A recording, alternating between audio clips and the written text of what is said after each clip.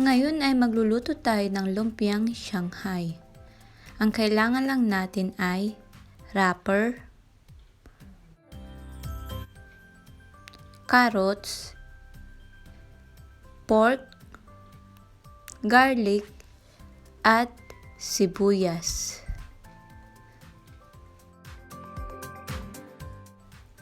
Kumuha lamang tayo ng bowl at ilagay ang lahat ng sangkap. Sibuyas, carrots, at iba pang sangkap gaya ng garlic at baboy.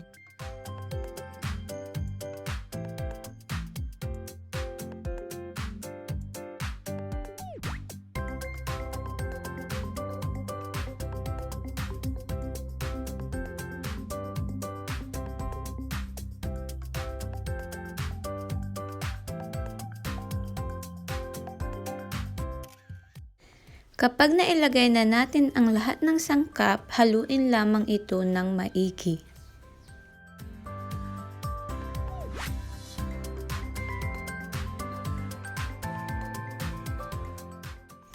Pagkatapos, maglagay lamang tayo ng paminta. Depende sa inyo kung gaano yung paminta nyo karami.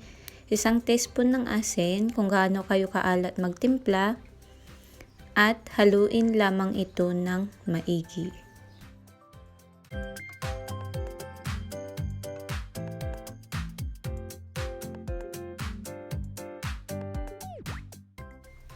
Kailangan din natin ng 1 itlog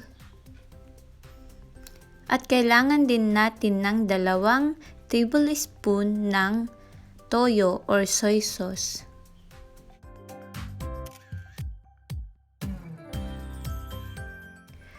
At umpisahan na nating haluin ulit ng maigi.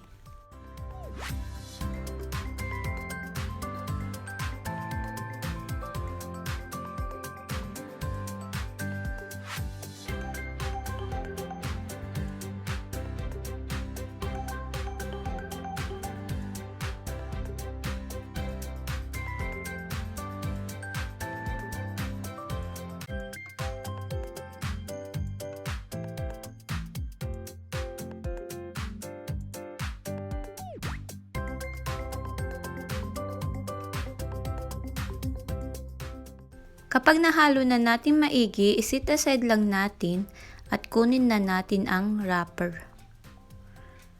Kailangan din natin ng itlog, yung puti, para pandikit natin sa ating wrapper. Tapos maglagay tayo ng 1 kutsara. Depende sa inyo kung gaano nyo karami gusto maglagay ng ating mixture. Pagkatapos, i-wrap na natin siya.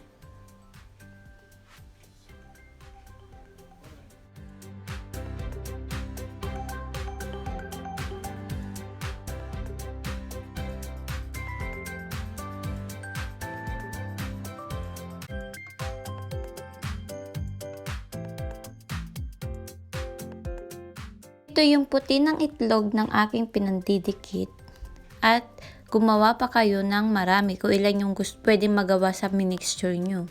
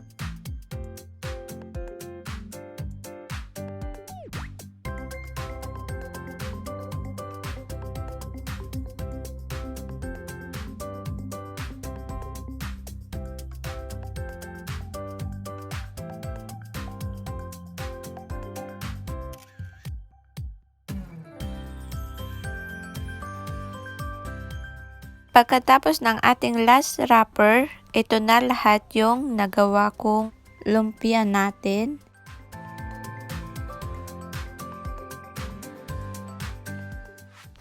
Kumuha lamang tayo ng mantika at kawali.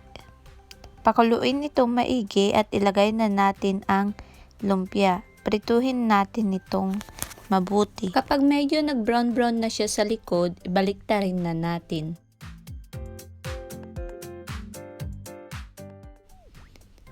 At pwede na siyang kunin.